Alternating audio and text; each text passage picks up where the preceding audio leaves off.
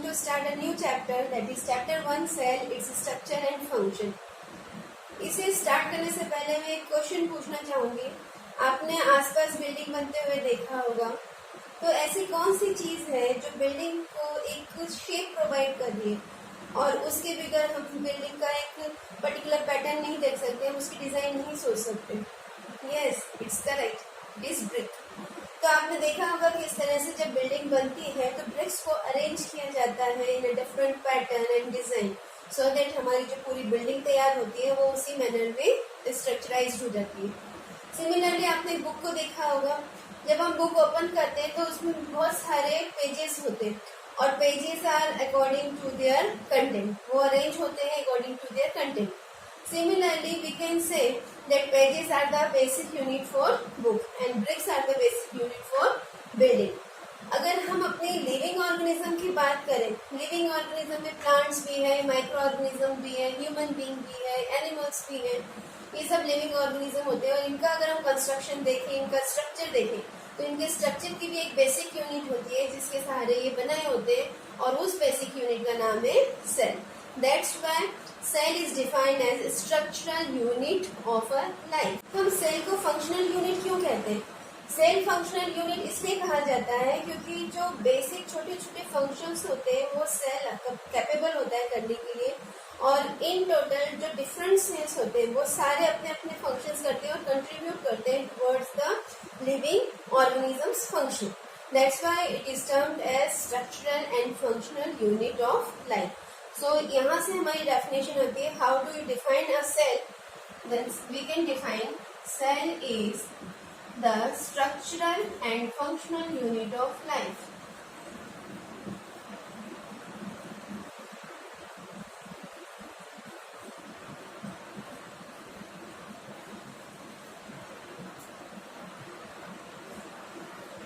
Okay, बात ये उठती है कि सेल वर्ड आया कहाँ से, किसने ये नाम सजेस्ट किया होगा, किसने सेल के बारे में बताया होगा? तो इसका आंसर है कि सबसे पहले एक साइंटिस्ट थे जिनका नाम था रॉबर्ट हुक। उन्होंने 1665 में एक कॉर्क का पीस लिया। बॉटल के ऊपर जो ढक्कन जैसा स्ट्रक्चर लगा रहता है लकड़ी का, that is made up of cork. Dead cells होते हैं बार्क का, उसे हम कॉर्क कहते हैं। तो उन्होंने वो कॉर्क लिया और उसका बहुत ही थिन स्लाइस काटा। उसको काटने के बाद उन्होंने खुद के कुछ लेंसेज को अरेंज करके एक माइक्रोस्कोप तैयार किया और उस माइक्रोस्कोप के नीचे उन्होंने कॉर्क की स्लाइस को विजुलाइज किया, ऑब्जर्व किया। तो उन्होंने क्या ऑब्जर्व किया कि कॉर्क की स्लाइस में एक जैसे हेक्सागोनल कंपार्टमेंट्स थे और वो एम्प्टी थे, अंदर से ब्लैंक थे और अंदर कोई एक्टिविटी नहीं थी उनमें। सारे के सारे कंपार्टमेंट एक जैसे थे और ब्लैंक थे।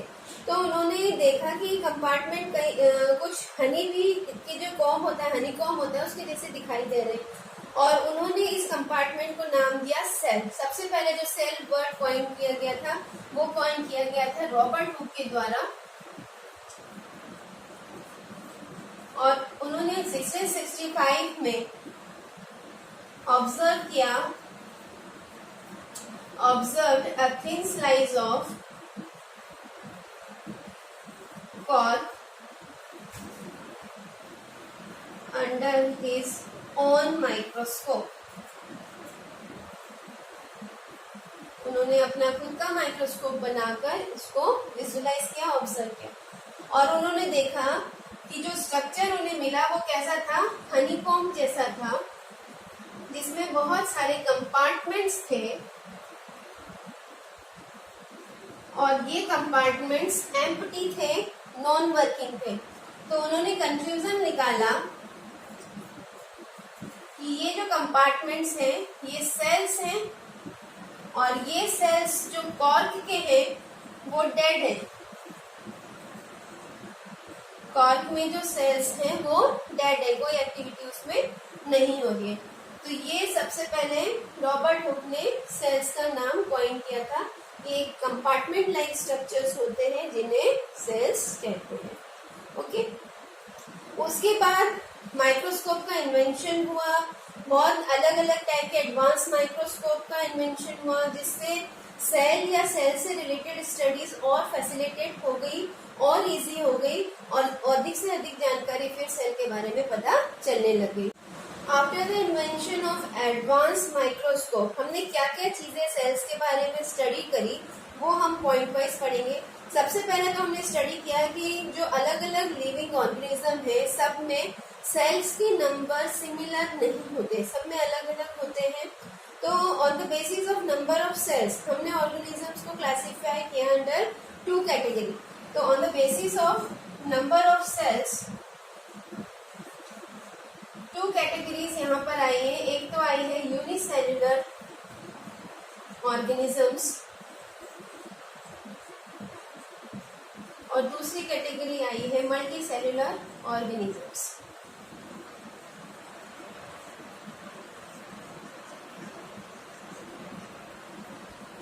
अब हम इसको अगर एक्सप्लेन करें तो यूनिसेल्युलर मतलब होता है ऐसे ऑर्गेनिज्म जो एक ही सेल से बने हुए हैं। ऐसे बहुत सारे ऑर्गेनिज्म हैं जिसमें एक ही सेल पाया जाता है। And multi cellular organism are those organism which consist of more than one cells whose body structure consists of more than one cells। अगर हम यूनिसेल्युलर ऑर्गेनिज्म के एग्जांपल देखें तो most of the micro organisms lie under this category. तो इसके examples में हम क्या क्या देख सकते हैं, जैसे आपने प्रीवियस क्लास में भी पढ़ा होगा अमीबा के बारे में, it is a single cell structure. फिर आप देख सकते हैं लैक्टोबैसिलस जो हमने प्रीवियस क्लास में देखा था, ये भी एक बैक्टीरिया है। देन आप यूग्लिना का एग्जांपल दे सकते हो, ये भी एक माइक्रो ऑर्गेनिज्म है। आप राइजोबियम का भी एग्जांपल दे सकते हो। ये सब यूनिसेल्युलर माइक्रो ऑर्गेनिजम्स हैं। मल्टी सेल्युलर के एग्जांपल में सबसे पहले तो हम ही हैं, हमारी बॉडी में भी बहुत सारे सेल्स प्रेजेंट हैं। फिर हम किसी भी एनिमल का एग्जांपल दे सकते हैं, हम ट्री का एग्जांपल दे सकते हैं। ये सब मल्टी सेल्युलर ऑर्गेनिज्म की कैटेगरी में आते हैं। तो ये तो हो गया कि हमने on the basis of number of cells organism को 2 कैटेगरी में डिवाइड होते हुए देखा। दूसरा हमने ये ऑब्जर्व किया कि एक लिविंग ऑर्गेनिज्म के अंदर ही जो सेल है उनका शेप अलग अलग होता है, उनका साइज अलग अलग होता है। शेप और साइज अलग होने का क्या मेन कारण है, तो उसका 2 मेन कारण होते हैं। एक तो उनका स्ट्रक्चर में लोकेशन कहाँ है, अलग अलग टिश्यूज जो बनते हैं उसमें सेल की लोकेशन क्या है, किस जगह पे है वो सेल, और दूसरा उस सेल का फंक्शन क्या है। ठीक है, तो जो सेल के शेप है और साइज है ये किन 2 बातों पर डिपेंड करता है, depends on the location. Location मतलब होता है सिचुएशन या यूं कह लो position of cell in living organism, and second one is function। क्या फंक्शन कर रहा है वो सेल, तो उसके अकॉर्डिंग शेप एंड साइज अलग अलग है। जैसे कि हम एक एग्जांपल ले लेते हैं आरबीसी का। आरबीसी आपने पढ़ा होगा 7th क्लास में भी, red blood cell, it is present in blood. अब आरबीसी जो है ब्लड में प्रेजेंट है और ब्लड को बॉडी के हर पार्ट में पास होना रहता है, इवन बिल्कुल नेरोअर प्लेस में, नेरोअर एरिया में भी उसको ट्रांसपोर्ट करना होता है। तो अब आरबीसी ऑक्सीजन कैरी करता है और इसको भी हर जगह ट्रांसपोर्ट होना है। अगर मान लीजिए इसका साइज बड़ा हो या इसमें इस तरह का मॉडिफिकेशन ना हो कि अपने साइज को चेंज कर ले या अपने शेप को चेंज कर ले, साइज तो चेंज नहीं होता, शेप चेंज हो जाता है बिकॉज इट इज एन्यूक्लिएटेड, इसमें न्यूक्लियस प्रेजेंट नहीं होता। तो ये अपने को थिन करके आसानी से नैरोअर एंड में से भी पास कर लेता है। अगर इसमें न्यूक्लियस होता तो ये स्ट्रक कर जाता और ब्लड आगे की ओर फ्लो ही नहीं हो पाता और ऑक्सीजन की सप्लाई फर्दर ऑर्गन्स तक नहीं हो पाती। तो इस कारण इसका फंक्शन जिस हिसाब से है उस हिसाब से इसका स्ट्रक्चर डिसाइड हुआ कि इसमें न्यूक्लियस प्रेजेंट नहीं होता। ये कुछ इस तरह से दिखाई देते हैं जो कि अपने शेप को इस तरह से चेंज कर लेते हैं when it passes through capillaries। फिर दूसरा हम एग्जांपल देखते हैं जैसे कि है नर्व सेल। नर्व सेल कुछ इस तरह का दिखाई देता है।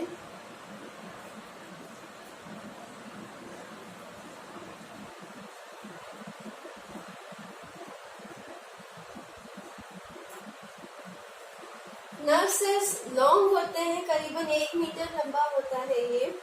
और ये इतना लंबा क्यों है, इसका साइज इतना बड़ा क्यों है, 1 मीटर लॉन्ग क्यों है ये? क्योंकि इसे इमीडिएट मैसेज को या इंफॉर्मेशन को पास करना होता है। अगर ये छोटे छोटे होंगे तो इन्हें काफी टाइम लगेगा मैसेज को कैरी करने में, और उतनी देर में हो सकता है कि जहाँ मैसेज पहुंचना है वहां का कुछ और ही काम हो जाए और मैसेज टाइम से ना पहुंच पाए। तो क्विक मैसेज ट्रांसफर के लिए इसका जो साइज है वो लॉन्ग है। ये कुछ एग्जाम्पल है जिसमें हमें पता चल रहा है कि शेप एंड साइज जो है सेल का वो लोकेशन एंड फंक्शन पे डिपेंड करता है।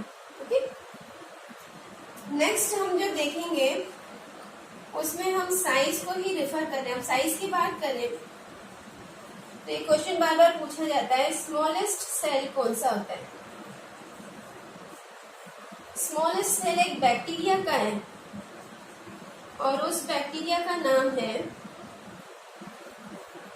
PPLO, प्लूरो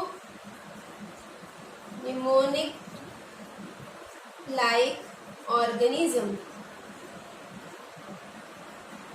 इसका फुल फॉर्म है।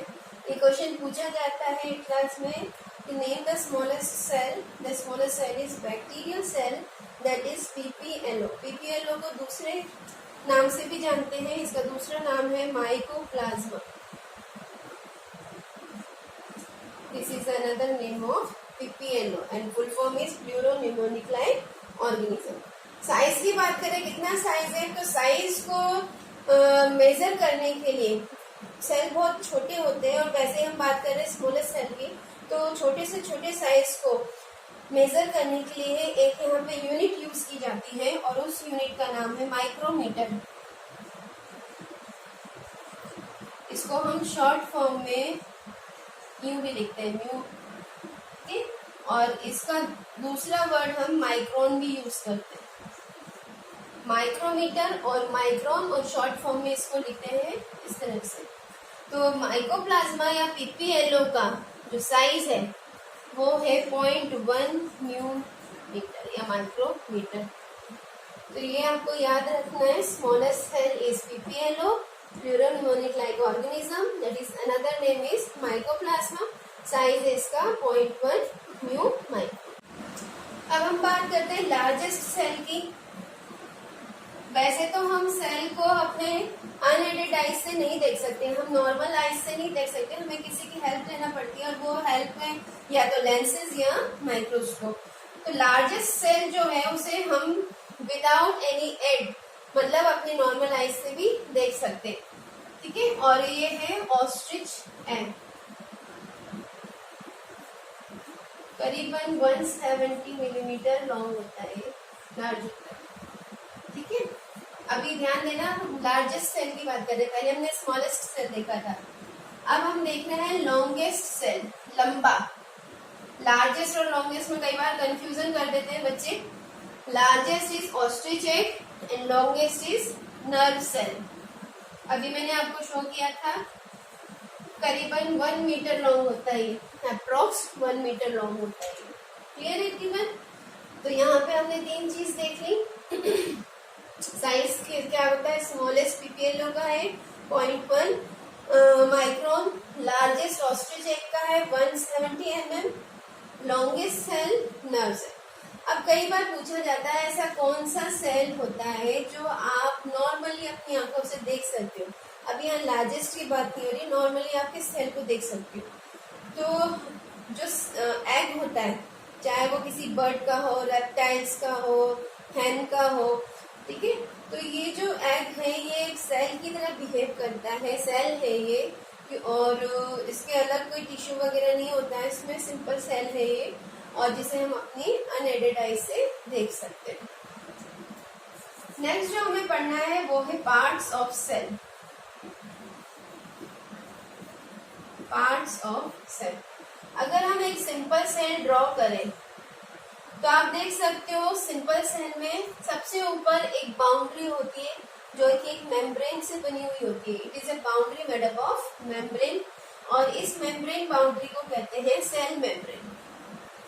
The first part of the cell is cell membrane. Clear है? Another name for cell membrane is plasma membrane. Function में इसका एक के बाद एक बताती जाऊंगी, अभी सिर्फ आप पार्ट्स देखिए। इसके बाद इसके अंदर सेमी सॉलिड फ्लूइड भरा होता है, जेल लाइक सब्सटेंस भरा होता है, और इस जेल लाइक सब्सटेंस को बोलते हैं साइटोप्लाज्म। साइटोप्लाज्म या फिर इसको another name is protoplasm. Mid में अगर हम एनिमल सेल का देखें तो मिड में सेंट्रली एक और ऑर्गन या पार्ट प्रेजेंट होता है जिसका नाम है न्यूक्लियस, और बहुत इंपॉर्टेंट पार्ट होता है ये सेल का। जैसे कि किसी लिविंग ऑर्गेनिज्म में ब्रेन होता है जो उसकी पूरी एक्टिविटी को कंट्रोल करता है, ऐसे ही न्यूक्लियस सेल का ब्रेन होता है जो सेलुलर एक्टिविटी को कंट्रोल करता है। हम इसका फंक्शन देखते हैं वन बाय वन। सबसे पहले तो सेल मेम्ब्रेन। एनिमल सेल की बात करें तो आउटर मोस्ट लेयर जो सेल की होती है वो होती है cell membrane. Semi permeable nature की होती है ये। सेमी परमिएबल मतलब कुछ सेलेक्टिव चीजों को ही ये अपने अंदर और बाहर एंट्री या एग्जिट करवाती है, सभी चीजों को नहीं कराती, सिलेक्टिव है। ठीक है, तो एनिमल सेल में आउटर मोस्ट लेयर है सेमी परमिएबल है,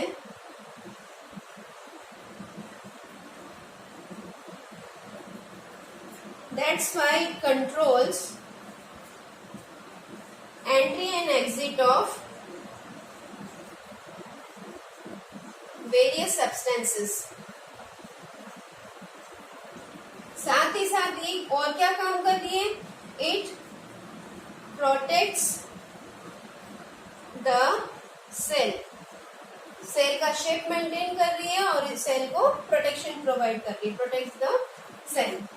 अगर हम प्लांट सेल की बात करें, प्लांट सेल में जो सेल मेम्ब्रेन है इसके ऊपर एक और लेयर प्रेजेंट होती है जो सेल्यूलोज की बनी हुई होती है, और ये हार्ड और रिजिड होती है। ये हार्ड स्ट्रक्चर प्रेजेंट होता है जो कि इसके शेप को फिक्स रखता है, चेंज नहीं होने देता।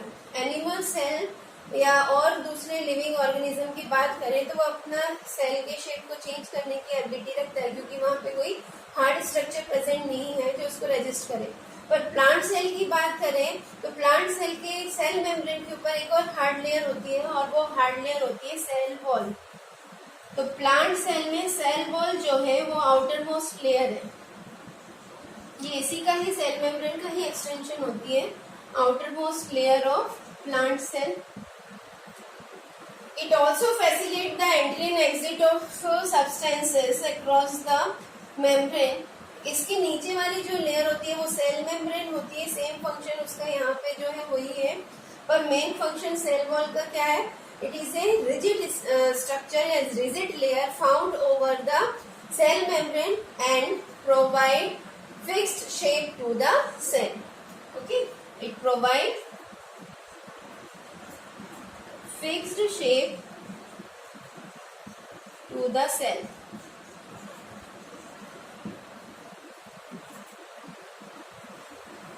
सेल मेम्ब्रेन आपको समझ में आ गया होगा, होप सो। सेल वॉल की अगर बात करें तो ये प्लांट सेल में तो प्रेजेंट है ही, इसके अलावा कुछ और ऑर्गेनिज्म है जो अपने आप को एडवर्स कंडीशन में सेफ रखने के लिए अपने ऊपर एक हार्ड लेयर क्रिएट कर लेते हैं जो कि एक सेल वॉल की तरह बिहेव करती है।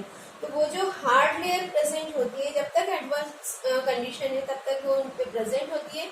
जैसे ही उनके लिए सुटेबल एनवायरनमेंट मिल जाता है, सुटेबल कंडीशन मिल जाती है, तो ये हार्ड लेयर ब्रेक हो जाती है और वो वापस से एक्टिव फॉर्म में आ जाते हैं। तो जब उनको इनएक्टिव होना रहता है तब वो सेल वॉल बना लेते हैं, और जब एक्टिवेट होना रहता है तो सेल वॉल हटा लेते हैं।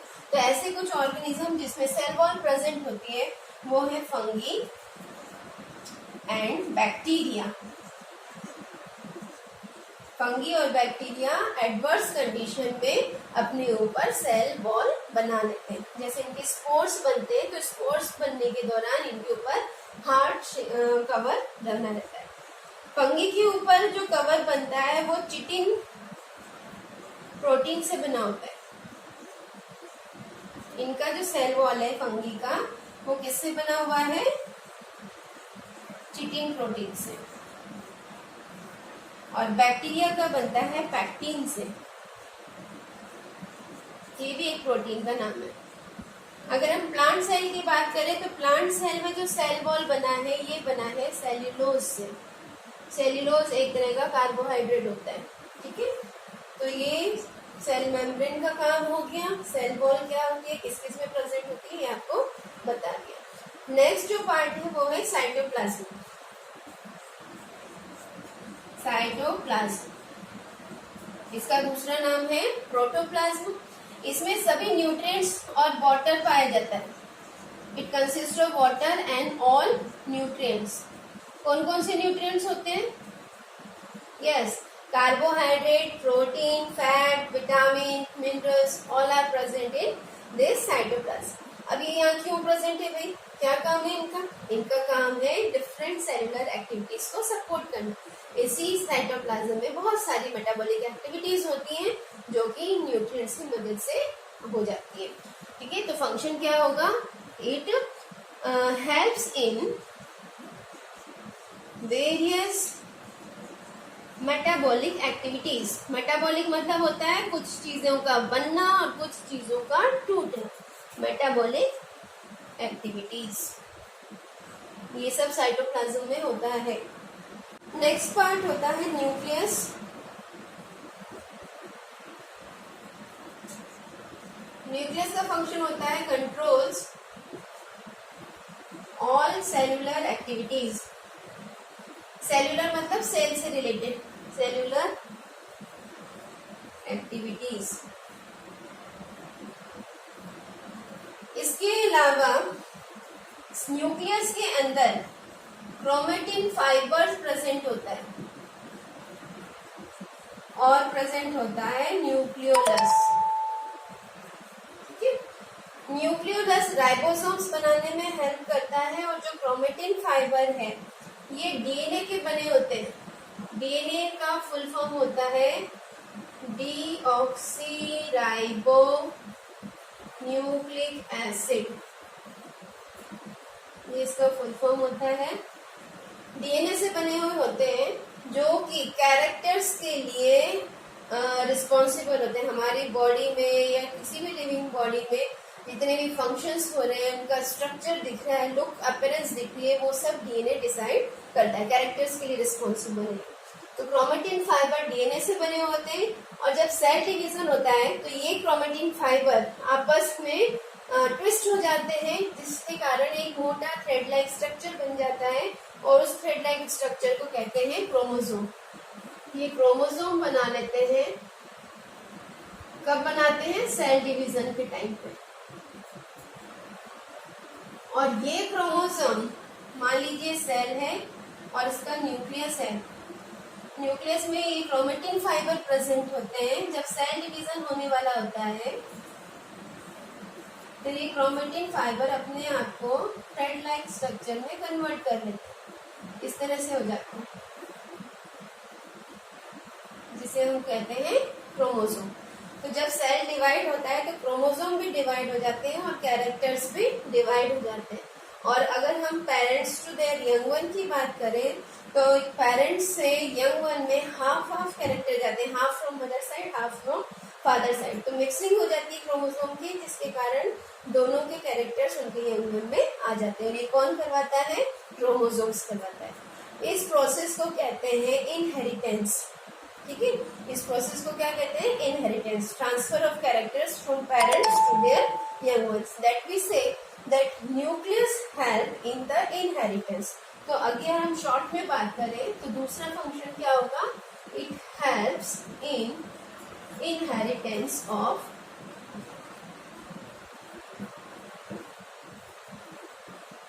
जीन।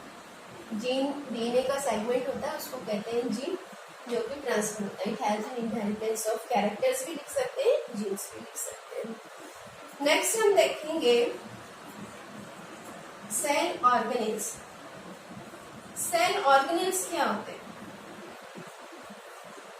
अब हमने सेल बनाया था, उसमें न्यूक्लियस बनाया था, फिर हमने साइटोप्लाज्म देखा था तो साइटोप्लाज्म में भी बहुत छोटे छोटे स्ट्रक्चर्स प्रेजेंट होते हैं, ठीक है। ये जो स्ट्रक्चर्स होते हैं ये अपना खुद का सेपरेट फंक्शंस कर सकते हैं, साथ ही साथ सेल के शेप को भी मेंटेन करके रख सकते हैं। इनका जो सबका फंक्शन होता है वो कंट्रीब्यूट होता है toward the function of cell, उसी के कारण सेल एक प्रॉपर फंक्शन को कर पाता है। तो ये सेल के ऑर्गेन्स छोटे छोटे स्ट्रक्चर्स जो हैं उनको कहते हैं जो साइटोप्लाज्म में प्रेजेंट होते हैं। अब हम उनकी स्टडी करेंगे वन बाय वन कि कौन से स्ट्रक्चर प्रेजेंट है और उनका काम क्या है, वो क्या फंक्शन करते हैं। तो सेल ऑर्गेनेल्स में अब सबसे पहले बात करते हैं हम प्लास्टिड्स की। सबसे पहला सेल ऑर्गेनेल जो हम पढ़ रहे हैं वो है प्लास्टिड। प्लास्टिड प्रेजेंट है सिर्फ प्लांट सेल में, ये एनिमल सेल में प्रेजेंट नहीं होता। It is not present in animal cell, सिर्फ प्लांट सेल में प्रेजेंट है। ये तीन तरह के होते हैं, एक होता है क्लोरोप्लास्ट, दूसरा होता है क्रोमोप्लास्ट और तीसरा होता है ल्यूकोप्लास्ट। ये तीन प्लास्टिड के नाम हैं जो प्लांट सेल में प्रेजेंट होते हैं। अब अकॉर्डिंग टू देयर नेम आप थोड़ा ध्यान से देखिएगा इनका फंक्शन क्या है। Chloro word is arise from a pigment called chlorophyll, ठीक है। इस क्लोरोप्लास्ट में पिगमेंट प्रेजेंट होता है जिसका नाम है क्लोरोफिल। आपने क्लोरोफिल नाम सुना होगा, yes, it is used in photosynthesis. Actually chlorophyll जो पिगमेंट है ये ग्रीन कलर को प्रोवाइड करता है। तो आपने सुना होगा photosynthesis always occurs in green plants, ठीक है। तो ग्रीन प्लांट्स ही क्यों कह रहे हैं, क्योंकि उनमें क्लोरोफिल है तभी उनका कलर ग्रीन है। तो ये प्लांट तो कौन सा कलर प्रोवाइड कर रहा है, ग्रीन कलर प्रोवाइड कर रहा है। साथ ही साथ क्लोरोफिल सनलाइट को एब्जॉर्ब कर सकता है जिसके कारण फोटोसिंथेसिस होती है, ओके। तो इसके फंक्शन क्या होगा, provide green colour to plants and help in photosynthesis.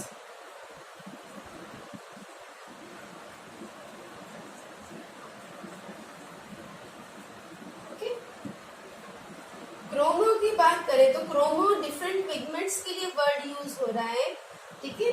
और ये प्रोवाइड करता है different colours to plant other than green colour, जैसे कि फ्लावर के कलर हैं, फिर अदर लीव्स के कलर होते हैं, फ्रूट्स के कलर होते हैं, वेजिटेबल्स के कलर होते हैं। तो इसमें जो कलर प्रोवाइड करता है वो क्रोमोप्लास्ट प्रोवाइड करता है। ग्रीन कलर क्लोरोप्लास्ट करता है, ग्रीन से बाकी के जो कलर है वो क्रोमोप्लास्ट करता है। ल्यूकोप्लास्ट का काम सिर्फ स्टोरेज का होता है, ठीक है। और क्या क्या स्टोर करता है, ये ऑयल स्टोर करता है, प्रोटीन स्टोर करता है एंड स्टार्च को स्टोर करता है, ठीक। तो ये तो हो गया प्लास्टिड जो प्लांट सेल में प्रेजेंट होता है। नेक्स्ट सेल ऑर्गेनेल जो हमें पढ़ना है वो है माइटोकॉन्ड्रिया। माइटोकॉन्ड्रिया इस तरह सा कुछ दिखता है, रोड नेक स्ट्रक्चर है जिसमें डबल मेम्ब्रेनस स्ट्रक्चर होता है। अंदर की जो लेयर है ये न्यूमरस फिंगर लाइक प्रोजेक्शंस में, इस तरह के प्रोजेक्शंस में निकली हुई हैं और इस प्रोजेक्शंस के पॉइंट पर F1 पार्टिकल्स होते हैं जो ऑक्सीजन को कैप्चर करने का काम करते हैं। इसका जो मिड पार्ट होता है उसे मैट्रिक्स कहते हैं और उसमें जो फूड डाइजेस्टेड फूड होता है वो वहाँ पे आता है और ऑक्सीजन के प्रेजेंस में इसका एरोबिक रेस्पिरेशन होता है जिसे हम सेलुलर रेस्पिरेशन के भी नाम से जानते हैं। तो इसका फंक्शन क्या होगा माइटोकॉन्ड्रिया का, इट ड्यू सेलुलर रेस्पिरेशन और सेलुलर रेस्पिरेशन से जो एनर्जी जनरेट होती है वो एटीपी के फॉर्म में स्टोर हो जाती है, एडिनोसाइन ट्राइफॉस्फेट एटीपी के फॉर्म में स्टोर होती है जिसे हम कहते हैं एनर्जी करेंसी। एटीपी को हम कहते हैं एनर्जी करेंसी। जब भी हमारी बॉडी को एनर्जी की रिक्वायरमेंट होती है तो एटीपी ब्रेक डाउन हो जाता है, उसका बॉन्ड ब्रेक हो जाता है और एनर्जी रिलीज हो जाती है। अब यहाँ से एनर्जी प्रोडक्शन हो रही है, ज्यादा अमाउंट में हो रही है क्योंकि एरोबिक रेस्पिरेशन हो रहा है, तो इसीलिए इस पार्ट को कहा जाता है power house of the cell. Mitochondria is also known as power house of the cell. because it do cellular respiration and produce large amount of energy. ये क्वेश्चन पूछा जाता है which cell organelle is known as powerhouse of the cell. Next जो cell organelle है वो है endoplasmic reticulum. ये nucleus के पास प्रेजेंट होती है और न्यूक्लियर मेम्ब्रेन से ही इसका जनरेशन होता है. ये दो तरह के होते हैं, स्मूथ एंडोप्लाज्मिक रेटिकुलम और रफ एंडोप्लाज्मिक रेटिकुलम. अब स्ट्रक्चर स्मूथ क्यों है, रफ क्यों है, यहाँ आप देख सकते हैं न्यूक्लियस के पास प्रेजेंट है. जो न्यूक्लियस के पास प्रेजेंट है तो न्यूक्लियस क्या कर रहा है, राइबोसोम बना रहा है. तो पास वालों के ऊपर सरफेस पे राइबोसोम चिपक जाता है जिसके कारण जो सरफेस है वो रफ नेचर की हो जाती है. तो हम कह सकते हैं कि रफ एंडोप्लाज्मिक रेटिकुलम में राइबोसोम्स होते हैं और राइबोसोम्स बनाते हैं प्रोटीन को. Thus it functions to synthesize protein. तो जितने भी रफ एंडोप्लाज्मिक रेटिकुलम होते हैं वो राइबोसोम्स होने के कारण प्रोटीन का सिंथेसिस करते हैं. साथ ही साथ जो स्मूथ एंडोप्लाज्मिक रेटिकुलम है, अब इसमें तो राइबोसोम है नहीं, स्मूथ सरफेस का है, तो अब ये क्या करेगा, ये लिपिड को फॉर्म करते हैं. Lipid is a form of fat. तो you can say it synthesize lipid और नॉर्मल टर्म में हम इसको फैट भी कह सकते हैं. ठीक है, तो दो चीजें एंडोप्लाज्मिक रेटिकुलम में बन रही है, एक तो फैट और एक प्रोटीन. ये आपको ध्यान रखना है. स्मूथ से तो लिपिड या फैट का फॉर्मेशन होता है और जो रफ है उससे प्रोटीन का फॉर्मेशन होता है. अभी बन तो गए, अभी जाएंगे कैसे.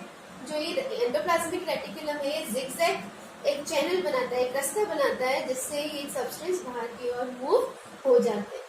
नेक्स्ट जो सेल ऑर्गेनेल है वो है गोल्जी बॉडी. गोल्जी बॉडी को हम गोल्जी एपरेटस के नाम से भी जानते हैं या फिर गोल्जी कॉम्प्लेक्स भी बोल सकते हैं. ये एंडोप्लाज्मिक रेटिकुलम का ही अनदर एक्सटेंशन होता है.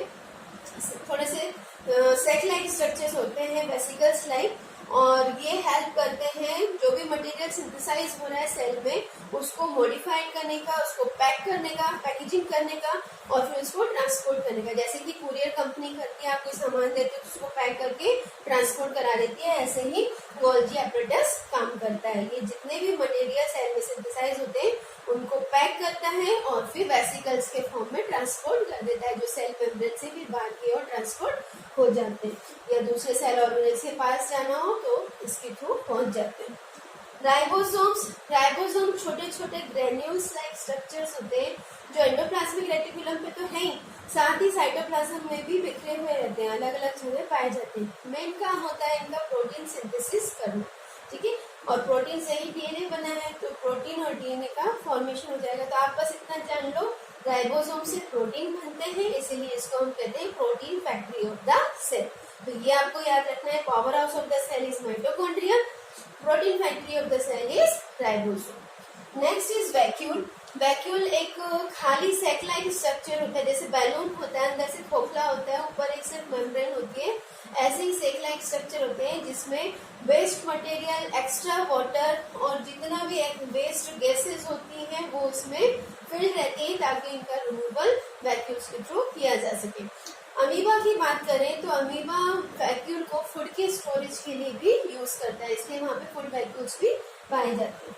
सीलिया एंड फ्लैजिला, कई जो यूनिसेलुलर ऑर्गेनिजम्स हैं वो अपने आप को मूव कराने के लिए और अपना खाना ग्रास्प करने के लिए, लेने के लिए, पकड़ने के लिए अलग अलग तरीके अपनाते हैं. जैसे आपने प्रीवियस क्लास में देखा था कि अमीबा अपने सेल के शेप को चेंज कर लेता है, सूडोपोडिया बना लेता है, इस तरह से अपने दोनों एंड निकाल लेता है और फिर अपने फूड को ग्रास्प कर लेता है. तो ऐसे ही कुछ और लिविंग ऑर्गेनिज्म है जो यूनिसेलुलर है. अब उनके पास माउथ अलग से है नहीं, हैंड अलग से है नहीं, तो वो क्या करते हैं अपने सेल मेम्ब्रेन के ऊपर एक हेयरी एक्सटेंशन प्रोड्यूस कर लेते हैं. कुछ हेयरी एक्सटेंशन छोटे साइज के होते हैं, बिल्कुल माइन्यूट छोटे छोटे होते हैं, और कुछ लार्ज साइज के होते हैं. इन्हीं हेयरी एक्सटेंशन को कहते हैं सीलिया एंड फ्लैजिला.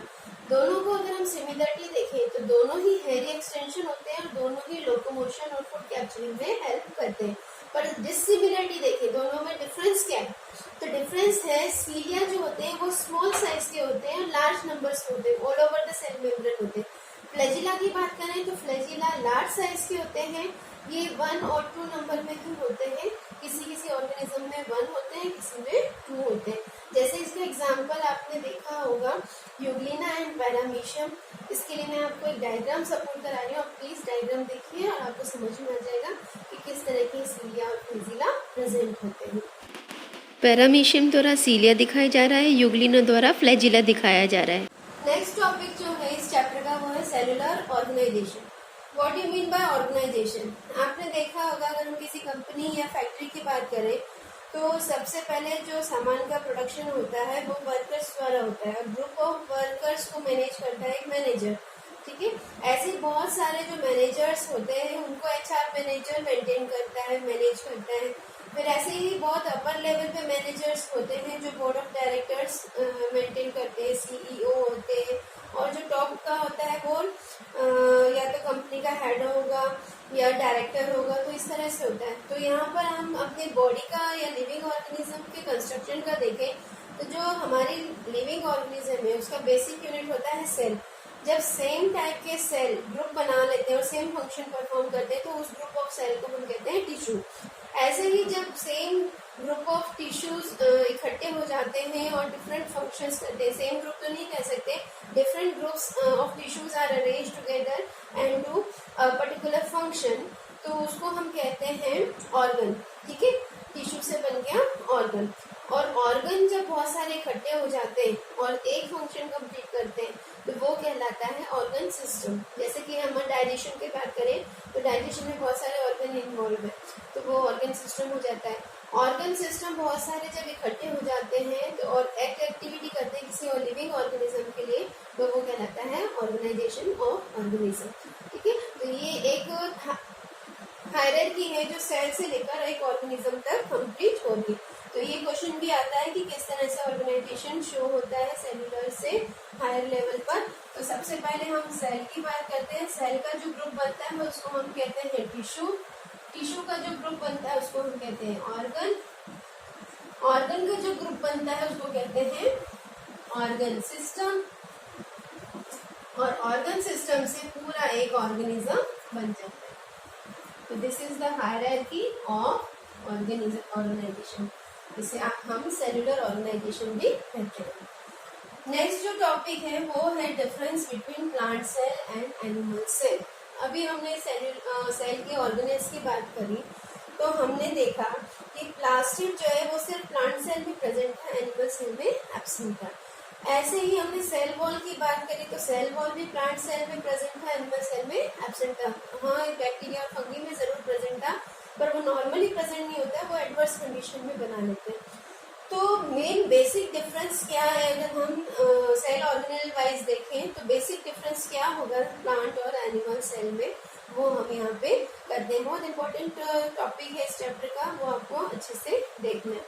अगर हम डायग्राम वाइज देखें तो आप देख सकते हैं प्लांट सेल कुछ इस तरह का दिखाई देता है। ऊपर सेल वॉल है, सेल वॉल इसमें नहीं है, सिर्फ इसी में अंदर की तरफ सेल मेम्ब्रेन है। इसको मैं यहाँ लिख लेती हूँ ताकि दोनों के लिए यूज हो। सेल मेम्ब्रेन दोनों में पाई जा रही है। ठीक है, फिर आप यहाँ देख सकते हैं वैक्यूल है, वैक्यूल भी दोनों में पाया जाता है। ये यहाँ पर डिफरेंस देखिए, वैक्यूल लार्ज साइज का है और यहाँ वैक्यूल स्मॉल साइज का है। ठीक है, यहाँ पे बात करते हैं हम क्लोरोप्लास्ट की या प्लास्टिड की बात करते हैं तो plastid is present only in plant cell, absent in animal cell. फिर हम बात करते हैं राइबोसोम की, राइबोसोम दोनों में ही प्रेजेंट है। ठीक है, mitochondria is also present in both. ऐसे ही गोल्जी एपरेटस दोनों में प्रेजेंट है। न्यूक्लियस यहाँ पेरिफेरली होता है, पेरिफेरली मतलब साइड में चला जाता है क्योंकि एक सेंट्रल वैक्यूल स्पेस ऑक्यूपाई कर लेता है। यहाँ पर सेंट्रली लोकेटेड है क्योंकि यहाँ के वैक्यूल स्मॉल साइज के। तो ये तो हो गया difference bye means of diagram. ठीक है, अब हम इसको रिटर्न में एक टेबल फॉर्म में देखते हैं क्या क्या मेन डिफरेंस है। अगर हम शेप की बात करें, हमारा जो फर्स्ट डिफरेंस है on the basis of shape, तो प्लांट का फिक्स्ड शेप होता है। फिक्स्ड क्यों होता है? Because of cell wall, yes it is correct. और दूसरा एनिमल सेल में सेल वॉल है ही नहीं, तो क्या होगा? No fixed shape. ओके, अगर हम बात करें प्लास्टिड की, प्लास्टिड इसमें प्रेजेंट होगा, एनिमल में एब्सेंट होगा। अगर हम दूसरी चीज देखें और उस चीज का नाम है वैक्यूल, तो वैक्यूल यहाँ प्लांट में लार्ज होता है, ठीक है। एनिमल में या तो एब्सेंट होगा या फिर वेरी स्मॉल साइज का होगा वैक्यूल। ओके, सेल वॉल की बात करें तो प्लांट सेल में सेल वॉल प्रेजेंट होता है और एनिमल सेल में एब्सेंट होता है। तो ये कुछ बेसिक डिफरेंस है जो आपके बुक में दिए हैं और यहाँ पे ये चैप्टर खत्म हो जाता है। नेक्स्ट